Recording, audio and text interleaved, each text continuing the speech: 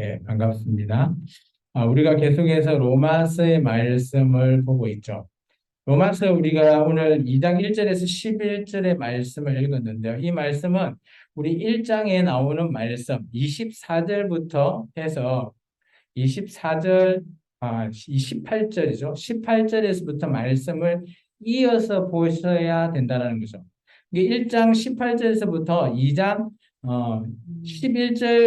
11절까지는 어떻게 보면 하나의 명락 또 하나의 것으로 정의되는 바울이 어떻게 보면 첫 번째 서론에 있어서 하나님의 진노의 대상자, 그들에게 하나님께서 뭐 유기하셨다 그랬잖아요. 세 종류로 1장에 보시면 유기하셨죠. 24절에 보면 더러움으로, 26절에 보시면 욕심대로, 28절에 보시면 상실한 마음대로 그냥 내버려 두시는 하나님. 왜 이렇게 진노하기를 내버려 두셨을까? 라는 것을 하나님께서 그에 해당되는 사람들이 29절에서 31절의 사람들이에요. 이런 많은 사람들, 이런 사람들이 어떻게 보면 세상 사람들 같이 보이기도 하지만 이게 물론 세상 사람들도 포함되어 있지만 오늘 말씀은 이 말씀에 대해서 그것이 이어간다라고 하면 교회 내에도 이런 자들이 있다라는 겁니다. 로마 교회 말이죠. 그래서 오늘 2장 1절 보면 그러므로라고 하는 접속사가 있습니다. 그죠? 그러므로는 뭐예요? 앞에 1장에 나왔던 18절에서부터 이 32절의 내용을 통한 결론을 가지고 그러므로 해서 이어간다라는 거거든요. 그래서 1장의 내용을 보면 크게 한 두세 가지 정도 요약해 볼 수 있는데 유대인, 이게 남을 판단하는 사람을 유대인, 그리고 여기 로마 교회는 유대인 플러스 이방인이 존재하고 있기 때문에 이런 좀 문제적인 요소를 가지고 있다. 이렇게 우리가 1장을 통해서 어느 정도 배웠어요. 그리고 1장의 하반절에 보면 하나님의 진도에 해당되는 사람들, 그런 사람들도 가지고 있죠. 그런데 그런 사람들이 오늘 2장 1절에 보면 어떻게 보면 결론 아닌 소결론이 나오죠.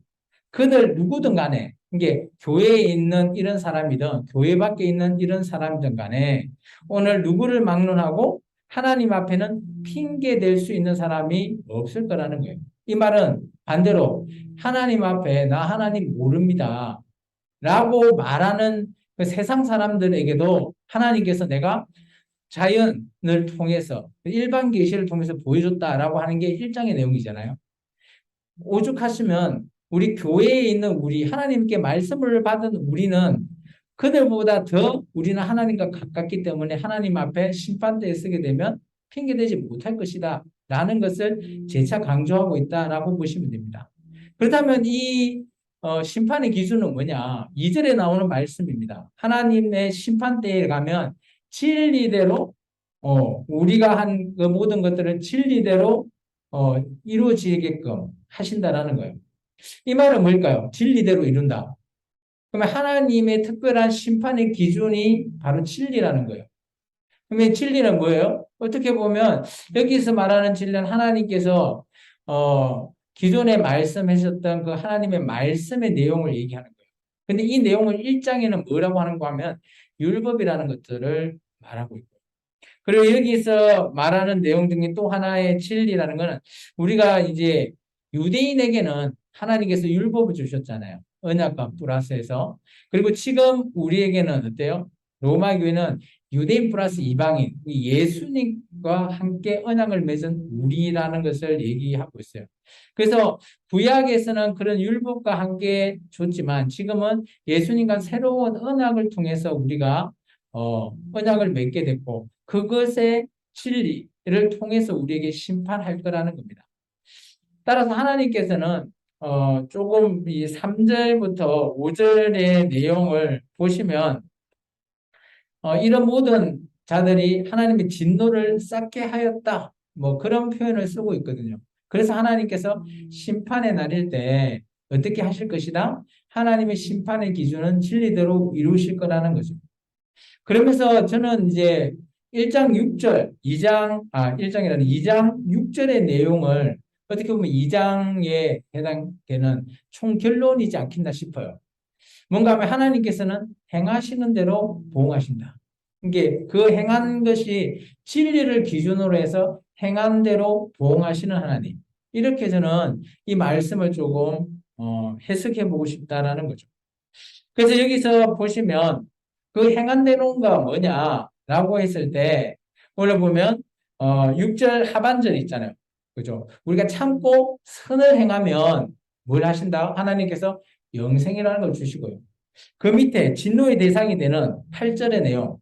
당을 짓거나 진리를 따르지 않거나 불의를 따르는 이런 자를 가리켜서 8절에는 9절에는 뭐라고 표현하는가 하면 악을 행하는 자라라고 그냥 얘기하고 있어요. 이게 8절에 나오는 그런 세 가지를 행한 사람은 9절의 맨 처음 악을 행하는 자 이렇게 그냥 표현을 했다고 저는 봅니다. 이런 자에게는 결론이 뭐예요? 그 하반절을 보시면 진노와 그죠? 분노죠. 8절 뒤 맨 마지막에 나오는 진노와 분노를 주신다. 이게 실제적으로 하나님께서는 우리가 행한 대로 보응하실 것이다라는 거예요. 그래서 우리가 어떤 걸 행하냐에 따라서 우리가 영생이 있고 아니면 진노와 분노가 되는 거예요. 이것은 어때요? 어떻게 보면 세상 모든 사람들의 하나님의 심판대일 수도 있지만 오늘 교회 안에 있는 우리들도 동일하게 하나님의 심판대는 동일할 거라는 거예요. 그래서 세상 사람들은 하나님을 모른다고 핑계 댈 수 없죠. 그들도. 그죠? 일반 계시를 통해서. 하물며 우리는 하나님이 있다라고 하는 우리는 더더욱 하나님 앞에 선을 행하고 오래 참아야지 영생이 있다라는 것을 오늘 바울이 추정하고 있는 거예요. 그렇다면 오늘 잘 보시면 이 로마 교회 내에서 그죠? 좀 이런 부분, 당을 짓거나 진리를 따르지 않거나 불의하는 자, 이런 자들이 존재한다는 거예요. 이런 자들이 뭔가 하면 1장에 나오는 남을 판단하는 사람들. 좀 이따가 보면 두 부류의 사람이 비교됩니다. 그 비교되는 대상이 뭔가 하면 한쪽은 유대인, 한쪽은 이방인이에요. 이 당시 로마 교회에는 교인은 유대인 플러스 이방인이 한 교회에서 예배를 하고 있다라고 생각하셔야 돼요. 그런데 그 교회 내에 잘 생각해 보십시오. 유대인들은 자기들이 태어나면부터 하나님의 율법을 계속 지키고 그 말씀을 익혔잖아요. 그러다 보니까 이들은 하나님의 말씀을 알고 있기 때문에 이방인이 행하는 그런 것들을 보고 판단을 하는 거예요. 쉽게 말해서 이런 겁니다. 교회 내에서 우리가 좀 오래 교회를 일찍 믿어서 오래 교회를 뭐 다닌 사람이 새로운 우리 신빙이랍죠. 그런데 새로 오신 성도님을 보고 저렇게 하면 안 되는데 라고 하면서 판단하는 거 이런 거 있죠. 저는 그런 거와 이 비유가 좀 적절하다고 생각합니다. 그러면서 뭐 오랜 이런 직분을 가지고 신앙생활을 하면서 그런 판단을 할 수 있는 사람 교회 내에서 있다라는 거죠. 여기 로마 교회는 그런 자들이 유대인이라고 바울은 말하고 있습니다. 그러다 보니까 하나님께서는 야 우리가 이런 표현 좀 뉘앙스적인 표현을 합니다. 그런 유대인들에게 야 우리가 심판을 받는데 순서가 있대요. 그죠? 그게 9절과 10절이거든요. 먼저는 누구부터? 유대인. 그 다음에 누구? 헬라인. 이는 이방인이잖아요. 그리고 또 그 다음에 기준도 있죠. 성을 10절에 보시면 어, 어, 10절에 보시면 또 그 다음에 종교와 평강을 얻을 수 있는데 그것도 먼저는 유대인이다. 그 다음엔 헬라인이다. 이런 표현을 좀 쓰고 있거든요. 이게 어떻게 보면 하나님의 심판도 유대인이 먼저고 그 다음에 이방인의 구원 이렇게 얘기하고 있습니다. 근데 이 순서가 나중에 어떻게 보면 이 유대인의 구원이 아직까지 이루어지지 않잖아요. 그게 이제 요한계시록 가면 나중에 이방인의 수가 먼저 차고 난 이후에 그 다음에 유대인 14만 4천의 수가 차게 되면 그때 하나님 예수님께서 재림하실 것이다 라는 표현을 하고 있거든요. 이게 유대인의 구원이 예수님 때 좋게 기회를 줬지만 이들이 받아들이지 않고 예수님을 십자가에서 죽으셨잖아요. 그래서 이 복음이 오늘 우리 이방인인 우리에게 먼저 전해진 거거든요. 그런데 이제 바울은 이런 모든 순서는 유대인이 먼저고 그 다음엔 이방인이다라고 말하고 있습니다.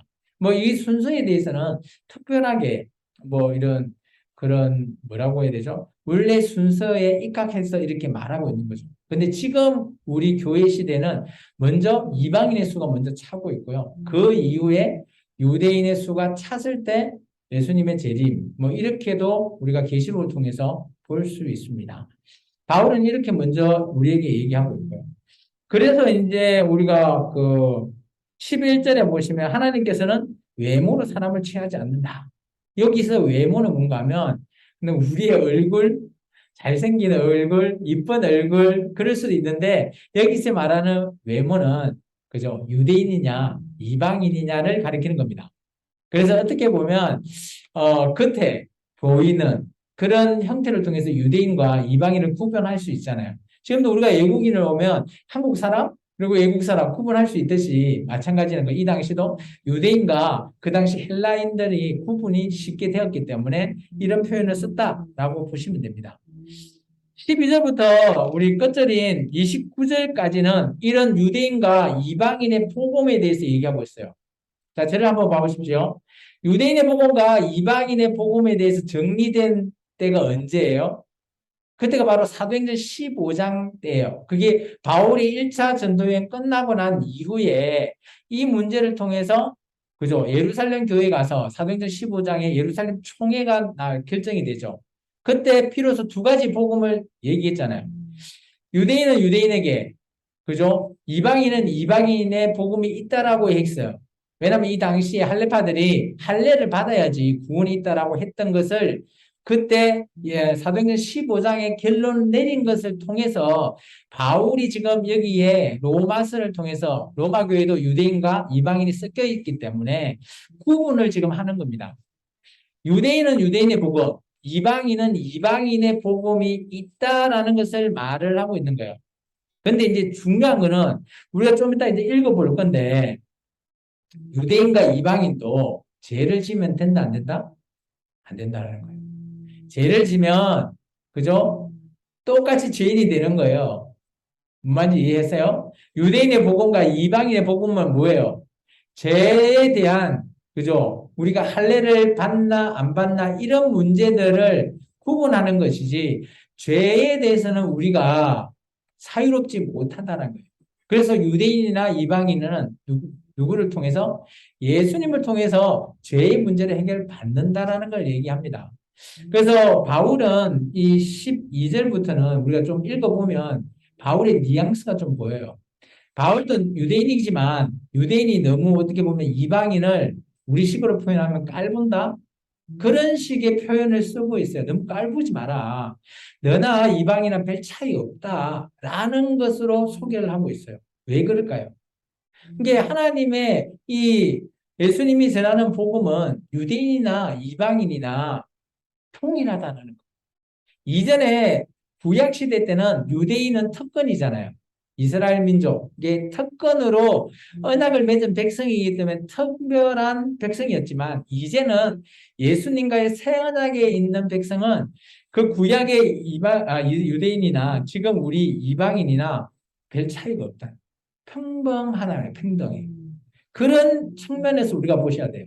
그래서 이 말씀을 읽어보면 우리는 쉽게 이제 이해가 좀 될 수 있는 부분들이 좀 있습니다. 근데 여기 말에 대해서 바울이 조금 꼬아놓은 부분들이 있기 때문에 그런 부분은 제가 설명을 해 드릴게요. 우리 12절부터 끝절까지 충분히 읽어도 어떤 내용인지 좀 이해가 될 겁니다. 그런 부분을 좀 생각하시고 한번 같이 읽어볼게요. 12절입니다. 무릇 율법 없이 범죄한 자는 또한 율법 없이 망하고 무릇 율법이 있고 범죄한 자는 율법으로 말미암아 심판을 받으리라. 여기서 이제 율법을 가지고 왔어요. 그죠? 율법에 대해서는 순수하게 유대인의 복음입니다.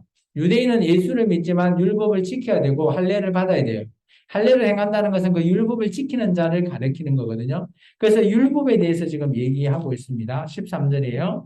하나님 앞에서는 율법을 듣는 자가 의인이 아니요 오직 율법을 행하는 자라야 어렵다 하심을 얻으리니. 여기서 율법을 행한다라는 것은 뭔가 하면 제사를 드린다라는 거예요. 구약의 제사를 드릴 수 있는 자가 어렵다 칭함을 받고 그로 말미암아 그죠? 제사함을 받았다라는 걸 얘기하고 있어요. 그래서 여기서 율법을 듣는 자, 행하는 자가 있는데 행하는 자는 제사를 드리는 그런 것을 가리킨다라고 보시면 됩니다. 이것은 유대인이 지켜야 될 그죠? 복음이죠. 유대인이 지키는 거예요. 우리가 지키는 거 아니에요. 자, 이제 14절은 반대입니다. 한번 읽어볼게요. 율법 없는 이방인이 본성으로 율법의 일을 행할 때는 이 사람은 율법이 없어도 자기가 자기에게 율법이 된다. 그러니까 잘 보면 이방인은 율법을 지킬 필요는 없는데 그래도 하나님의 이 율법을 지키면 우리를 선하게 하고 올바른 길을 행하게 해주기 때문에 율법이 도움이 되는 거예요. 근데 유대인은 무조건 그거는 의무예요. 그런데 이방인은 이 율법 지키는 거는 의무는 아니고 금고사항입니다. 근데 이 이방인도 이런 율법을 지키면 어떻게 된다고요? 자기에게는 율법이 되는 거예요. 유익하게. 계속해서요. 15절입니다. 이런 일들은 그 양심이 증거가 되어 그 생각들이 서로 혹은 고발하며 혹은 변명하여 그 마음에 새긴 율법의 행위를 나타내느니라. 이게 율법을 지키는 것은 우리가 양심과 관계가 있는 거죠. 그죠? 그래서 어떻게 보면 율법은 우리를 죄라고 하는 것을 알게 하는 그런 어떻게 보면 장점과 같은 효과를 우리에게 준다라는 거예요. 그래서 우리의 양심이 찔린다라는 거는 아, 내가 이거 하면 안 되겠구나. 이것도 이방인도 율법을 지켜서 이렇게 한다라는 거는 우리에게 장점이 될 것이다. 라는 걸 말하고 있는 겁니다. 그런데 이런 상황이 반대가 되는 그런 때는 어떻게 될 것이냐? 우리 15절까지 읽었죠? 16절입니다. 곧 나의 복음에 이른 바와 같이 하나님이 예수 그리스도로 말미암아 사람들의 은밀한 것을 심판하시는 그날이라. 계속해서 한번 읽을게요. 유대인이라 불리는 내가 율법을 의지하며 하나님을 자랑하며 율법의 구원을 받아 하나님의 뜻을 알고 지극히 선한 것을 분간하며 맹인의 길을 인도하는 자요 어둠에 있는 자의 빛이요 율법에 있는 지식과 진리의 모본을 가진 자로서 어리석은 자의 교사요 어린아이의 선생이라고 스스로 믿으니. 자, 우리가 보시면 17절부터 유대인을 소개하고 있습니다. 유대인은 어렸을 때부터 율법을 의지했죠. 그러면서 하나님을 사랑했어요. 율법을 통해서. 율법을 지키는 건 하나님의 경외함을 지키는 그런 가르침을 우리에게 주는 거거든요. 그래서 그들의 율법을 지극히 선한 것으로 분별하고 또 맹인의 길도 인도했어요. 그리고 율법은 어두운 자들, 이게 알지 못하는 자에게는 율법을 지키는 게 빛이 되는 거죠. 그러면서 이 율법을 어떻게 보면 어리석은 자 지키게끔 하는 건 어리석은 자가를 통해 교사의 역할을 하는 거고요. 또 어린아이의 선생의 역할을 했다고 그들 자신이 믿었대요. 이 말은 뭔가 하면 이 유대인들은 이전에 아 내가 율법을 지키는 사람들이고 이때 어릴 때부터 이때까지 지켜왔고 누구를 또 잘 가르치기 때문에 아 나는 스스로 난 율법을 잘 지키는 자다 라고 스스로 믿었다라는 거예요. 근데 이것이 어떻게 보면 그냥 겸손하면 좋다고 생각하는데 이것이 겸손한 뜻이 아니면 어떻게 보면 유대인들의 오만함이 되는 거죠. 그죠? 나는 이 정도 클래스야. 요즘 우리식으로 따지면 나는 이 정도 상위 클래스야. 뭐 하는 그런 표현을 한다라는 거예요. 여기에 대해서 이제 바울이 어느 정도 비판을 하는 거죠. 21절 그때부터 이제 한번 읽겠습니다. 21절 그러면 다른 사람을 가르치는 내가 내 자신은 가르치지 아니하느냐 도둑질하지 말라 선포하는 내가 도둑질하느냐 간음하지 말라 하는 내가 간음하느냐 우상을 가증히 여기는 내가 신전 물건을 도둑질하느냐 율법을 자랑하는 내가 율법을 범함으로 하나님을 욕되게 하느냐. 자, 이거는 뭐예요? 이 표현은 어떻게 보면 바울이 우리식으로 하면 이런 거죠. 상대방을 향해서 좀 화내게끔 열을 받게끔 하는 그런 어투로 보면 돼요. 야, 너 잘 지킨다고? 한번 볼까? 하면서 야, 네가 남을 가르치면 너 자신을 네가 가르쳐야 되지 않냐? 그리고 네가 도둑질 하지 말라고 가르쳤는데 너 왜 도둑질 하냐? 너 간음하지 말라 하는데 내가 왜 여기 간음은 우상 숭배는 왜 우상 숭배하냐? 그리고 도둑질 하냐? 또 율법을 네가 자랑하는데 너는 왜 율법을 보면서 하나님을 욕되게 하냐? 그렇다면 교회 내에 유대인이라고 하는 자들이 어떻게 보면 그 교회에서 좋은 것을 가르쳐야 되는데 그렇게 하면 안 된다라고 막 이렇게 목은 뻣뻣하지만 반대로 그것을 지키지 않고 있는 그런 모습의 유대인이 있다라는 거죠. 쉽게 말하면. 그래서 유대인은 율법을 지켜야 되는데 또 가르치고 자기들은 스스로 나는 클래스가 상이야 이라고 생각하는데 바울이 보기에 그들은 형편없다는 거죠. 지켜야 되는데 지키지 않는다라는 것을 말하고 있습니다. 그러면서 24절입니다. 기록된 바와 같이 하나님의 이름이 너희 때문에 이방인 중에서 모독을 받는도다. 참 이게 어떻게 보면 바울이 이 유대인을 향해서 어떻게 보면 막 핵펀치를 날리는 거죠. 야, 너희 때문에 이방인이 우리를 욕하더라. 아, 오늘날 교회가 참 아쉬운데 이런 표현을 좀 봤죠. 누구 때문에 교회 욕먹더라. 참 우리 코로나 때 누구누구 목사 때문에 교회가 참 많은 소리 들었죠. 뭐 그런 형태랑 똑같은 거죠. 계속해서요. 25절입니다. 내가 율법을 행하면 할례가 유익하나 만일 율법을 범하면 내 할례는 무할례가 된다. 이거 정말 중요한 겁니다. 왜냐하면 유대인은 그죠? 율법을 지킨다는 게 뭐예요? 그들이 할례를 한 거잖아요. 율법을 지킨다라는 게 율법 안에 할례가 있거든요. 그런데 율법을 잘 지키면 이 할례는 좋은 거예요. 그런데 율법을 안 지켜 범해버렸다. 그러면 나는 뭐 육적으로 할례를 했기 때문에 하나님 구원을 받는 백성이야 라고 하지만 율법을 범해버리면 이 사람은 유대인이지만 그냥 무할례자, 이방인과 차이 없다라는 거예요. 그래서 이제 말을 좀 잘 읽으셔야 돼요. 무할례자라는 거는 율법을 지켜야 되는 유대인도 죄를 범하면 안 된다는 걸 말하고 있습니다. 26절입니다. 그런즉 무할례자가 여기 무할례자는 누군가 하면 이방인을 가리킵니다. 할례를 안 받은 사람들. 무할례자가 율법의 규례를 지키면 그 무할례를 할례와 같이 여길 것이 아니냐. 그러니까 이방인이 그죠? 율법을 잘 지키면 야, 저 사람들 율법 지키는 거 보면 그냥 할례 받는 거랑 똑같지 않냐? 하는 것을 얘기하는 거예요. 또한 본래 무할례자가 이방인이 율법을 온전히 지키면 율법 조문과 할례를 가지고 율법을 범하는 너 유대인을 내가 정죄하지 아니하겠냐? 이게 이방인이 유대인을 뭐를 통해서 율법을 통해서 정죄하지 않냐라는 거 얘기합니다. 그러면서 바울이 이렇게 얘기합니다. 결론을 내요. 유대인, 이방인을 아까 우리 몇 절이죠? 그 11절에 보면 외모라는 표현을 썼죠. 외모. 이게 겉의 모양을 보고 판단하는 것에 대해서 결론을 냅니다. 여기는 이제 표면적 유대인과 내면적 유대인으로 그 외모를 설명을 하는 거예요. 이게 표면적이라는 것은 밖으로 드러내 있는 유대인. 이게 외모죠, 외모. 반해서 내면적 유대인은 밖에 그 모습은 이방인인데 실제 이 사람은 율법을 잘 지키는 사람. 이런 것을 내면적 유대인이라고 표현을 합니다. 그게 28절과 29절입니다. 같이 읽어볼까요? 물론 표면적 유대인이 아니에요. 표면적 육신을 할례가 아니니라. 오직 내면적이 아니고 이면적이네요. 이면적 유대인이며 할례는 마음에 할지니 영에 있고 율법 조문에 있지 아니한 것이라. 그 칭찬이 사람에게서가 아니라 다만 하나님에게 쓰니라. 그러니까 여기 표면적 유대인과 이면적 유대인을 구분했죠. 이게 표면적 유대는 겉모습만 유대인이고 실제 행하는 건 율법을 범하는 자들을 가리켜서 표면적 유대인, 그리고 11절에 외모만 취하는 자들이라고 하나하게 얘기하고 또 1절에 남을 판단하는 자 해서 이 한 그룹을 바울이 여러 표현으로 묶어 놓은 거고요.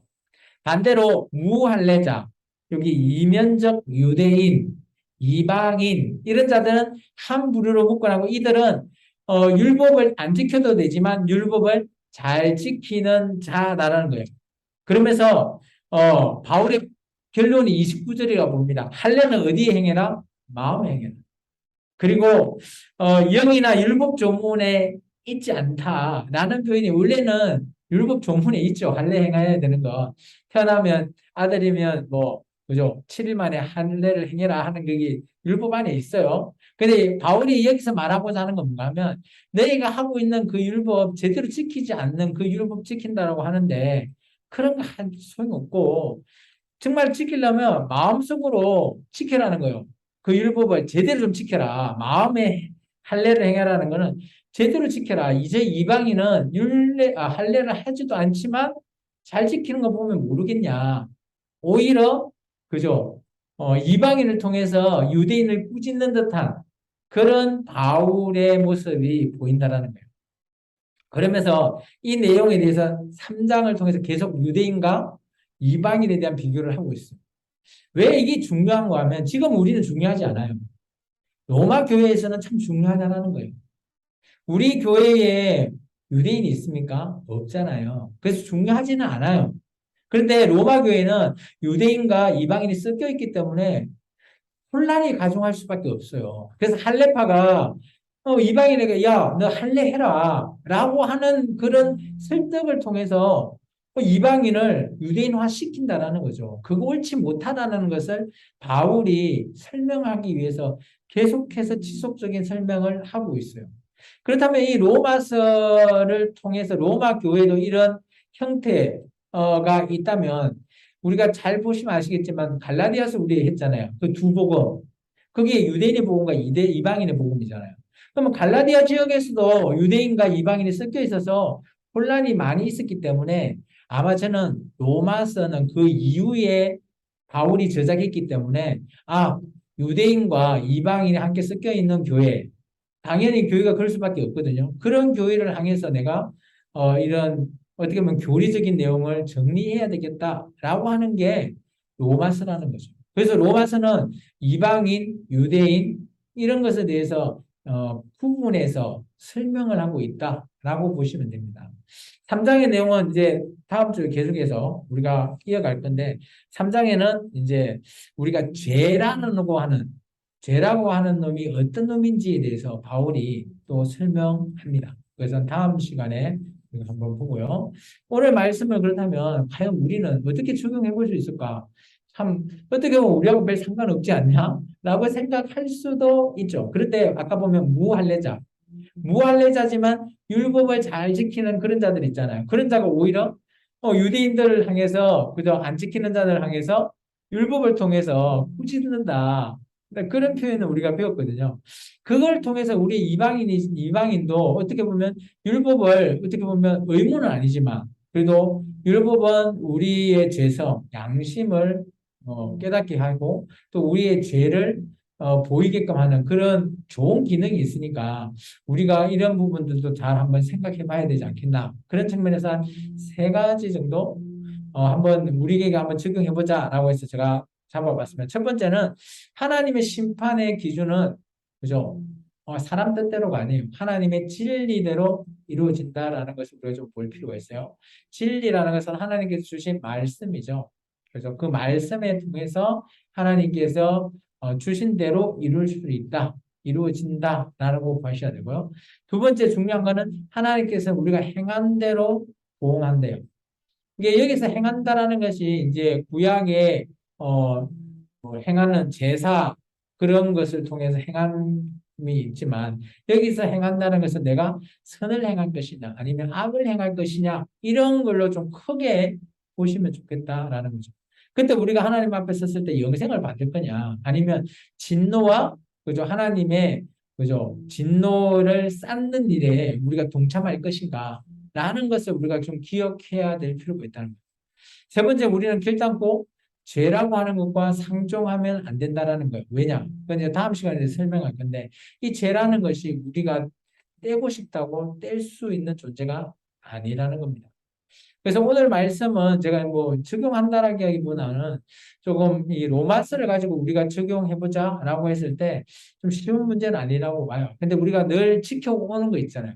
예수님을 통해서 그리고 우리가 심판의 기준 또 하나님께서 우리에게 어떻게 나중에 그죠 심판하실까 그런 것들을 우리가 말씀을 통해서 좀 기억한다면 이 로마서의 말씀은 우리가 어렵지가 않는 거죠. 늘 우리가 지키고 있는 그런 거로 보시면 된다라고 제가 여러분에게 설명드리고 싶습니다.